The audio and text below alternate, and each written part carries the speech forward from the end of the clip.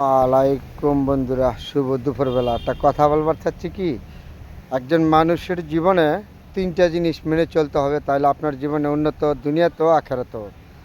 কারণটা কি? এক হইলো আপনার মন মানসিকতা, সবার সাথে আচার ব্যবহার সুন্দর মন। দুই নাম্বার হইলো আপনার পরিশ্রম। পরিশ্রম করতে হবে, শিক্ষাক্ষেত্রে হোক, কর্মক্ষেত্রে হোক, যে কোনো ক্ষেত্রেই হোক আপনার পরিশ্রম করতে হবে। পরিশ্রম ছাড়া আপনার কিন্তু ফল আসবে না এগুলো একটা। তারপরে আরেকটা ফল রয়েছে, আপনার ধৈর্য ধরতে হবে। ধৈর্যের মাঝে হলো শরবত থেকে মিষ্টি। ধৈর্য না ধরলে আপনি কোনো কাজে জীবনে উন্নতি করতে পারবেন না। শিক্ষা বলেন, চাকরি বলেন, ব্যবসা বলেন, বাণিজ্য বলেন। তারপরে আজকে বন্ধুরা আপনাদের সাথে অনেকগুলি কথা বলেছি, কথাটা একটু লম্বা হয়ে গেছে গা।